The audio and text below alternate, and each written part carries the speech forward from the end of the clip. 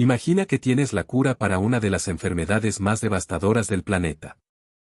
La tienes en un laboratorio. Funciona. Los datos son contundentes. 90% de eficacia. 12 semanas de tratamiento. Sin efectos secundarios graves. Una cura real, de las que no aparecen cada día. Y entonces alguien te hace una pregunta. No un médico. No un regulador. No un paciente. Un analista financiero. Y después de que el paciente se cure, ¿qué le vendemos? Esa pregunta cambió la historia de la medicina moderna. Y la mayoría de la gente no sabe que alguna vez fue formulada. Para entender lo que realmente ocurre dentro de la industria farmacéutica, hay que olvidar por un momento los laboratorios, los médicos con bata blanca y los anuncios de medicamentos con música tranquilizadora. Hay que pensar en salas de reuniones. En hojas de cálculo. En juntas de accionistas donde el único lenguaje que importa es el retorno sobre la inversión. La industria farmacéutica global mueve aproximadamente 1,6 billones de dólares al año. Eso es más que el Producto Interior Bruto de Australia. Más que toda la economía española. Más que la suma de los presupuestos de salud de la mayoría de los países europeos. Y dentro de esa cifra descomunal, hay una lógica que lo ordena todo. No todos los medicamentos generan el mismo valor. No todos los pacientes son igualmente interesantes. No todas las enfermedades reciben la misma atención. Y cuando empiezas a tirar de ese hilo, cuando empiezas a entender por qué ocurre esto, el mundo que aparece al otro lado no es el que esperabas encontrar. Esta es la historia de cómo funciona ese mundo. En 2019, Goldman Sachs distribuyó entre sus clientes un informe sobre el futuro de la biotecnología. No era un documento público. Estaba destinado a inversores institucionales, a fondos de capital que mueven miles de millones de dólares. Y en uno de sus apartados había una pregunta formulada con la frialdad característica del lenguaje financiero.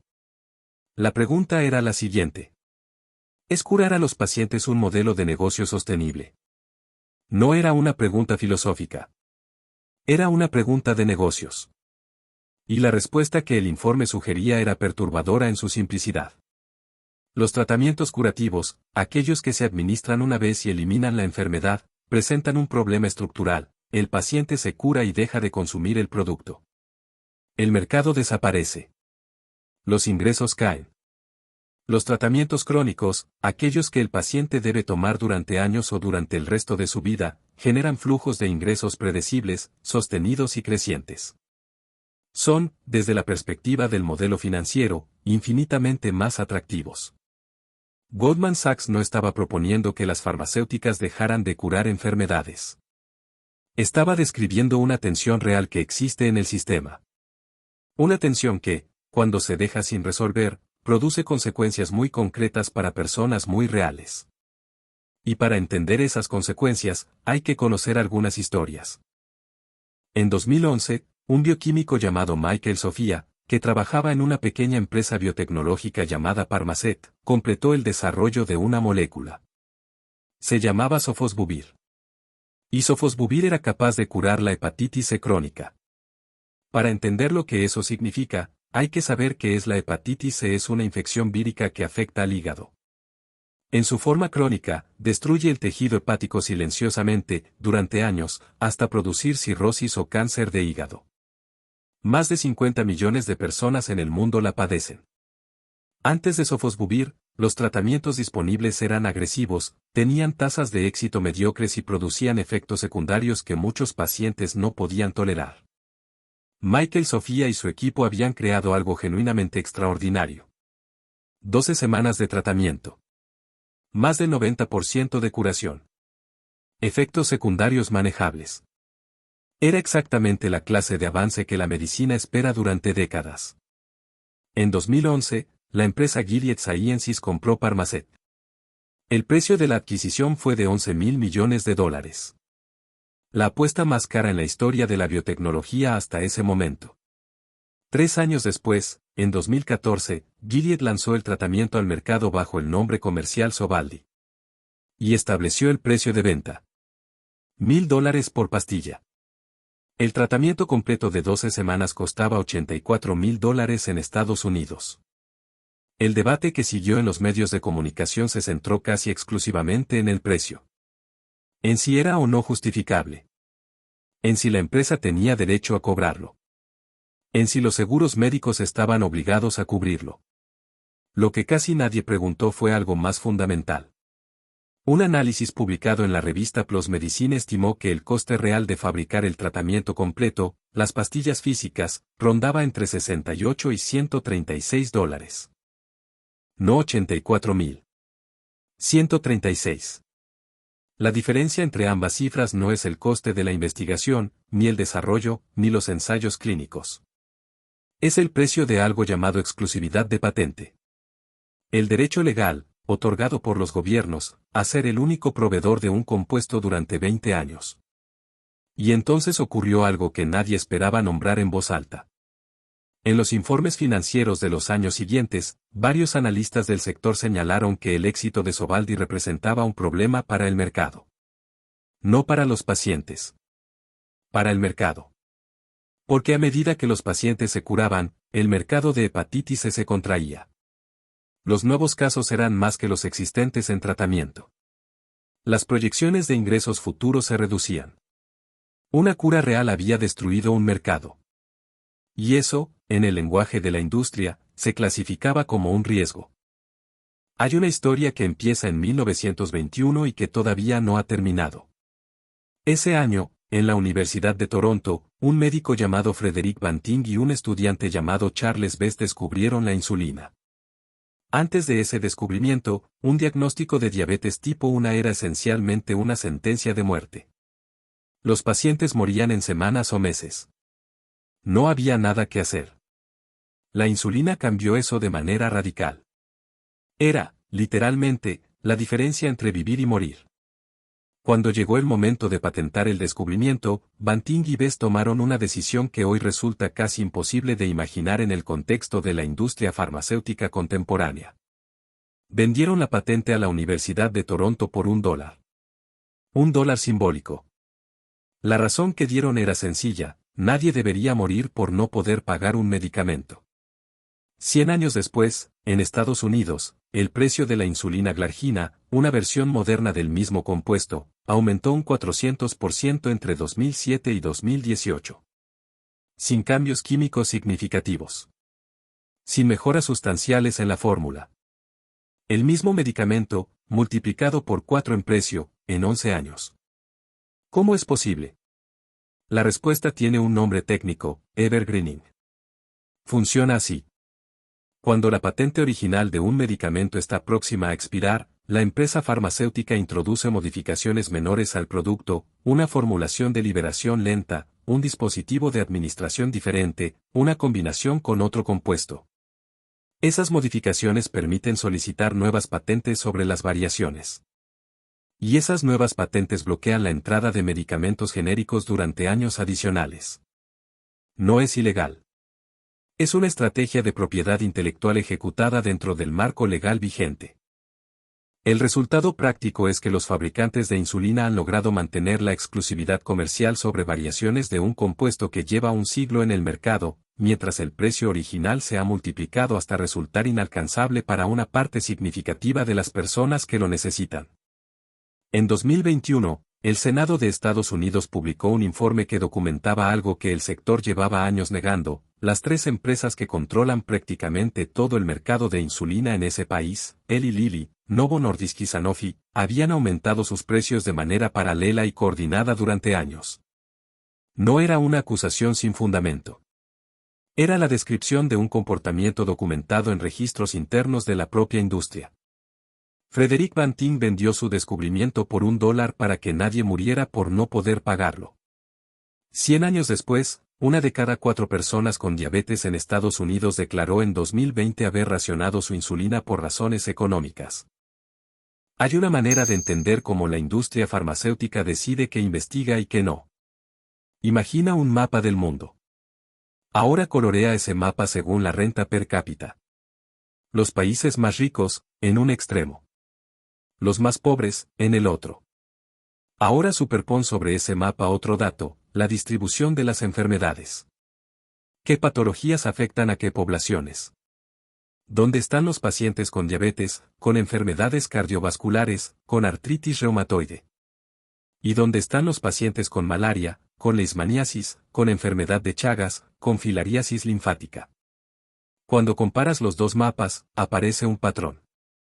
Las enfermedades que afectan a las poblaciones más ricas, en los mercados con mayor capacidad de pago, concentran la mayor parte de la inversión en investigación farmacéutica privada.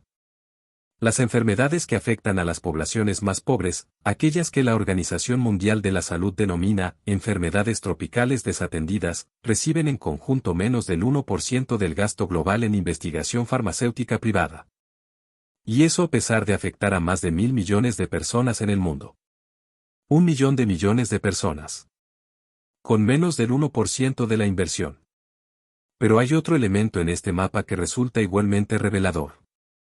Dentro de las enfermedades que sí reciben inversión, no todas son tratadas de la misma manera. Existe una diferencia fundamental entre una enfermedad aguda, aquella que se trata una vez y desaparece, y una enfermedad crónica, aquella que requiere tratamiento continuado durante años o décadas. Desde la perspectiva del modelo financiero de la industria, una enfermedad crónica controlable es infinitamente más rentable que una enfermedad aguda curable. El paciente con una infección aguda que se cura en 2 semanas de antibiótico consume una caja de medicamento y no vuelve. El paciente con una enfermedad crónica controlada consume su medicación durante 30 años. Esto no significa que nadie haya decidido activamente no curar enfermedades crónicas. Significa que el sistema de incentivos que financia la investigación farmacéutica no premia la curación de la misma manera que premia la gestión continuada del paciente. Y esa diferencia, multiplicada por millones de decisiones de inversión a lo largo de décadas, produce el mapa que mencionamos al principio.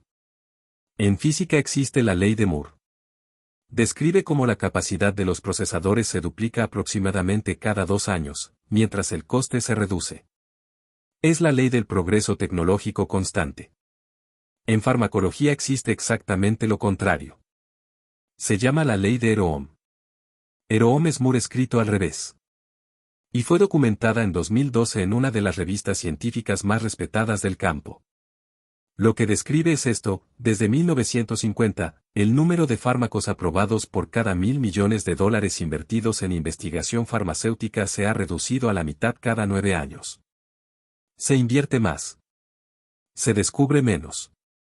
De manera consistente, durante 7 décadas. Es una curva que va en la dirección equivocada. Los investigadores que la documentaron identificaron varias razones. Una de ellas tiene un nombre memorable: el efecto cazadores de elefantes. Funciona así. Cuando los primeros exploradores llegaron a África, los elefantes eran abundantes y relativamente fáciles de encontrar.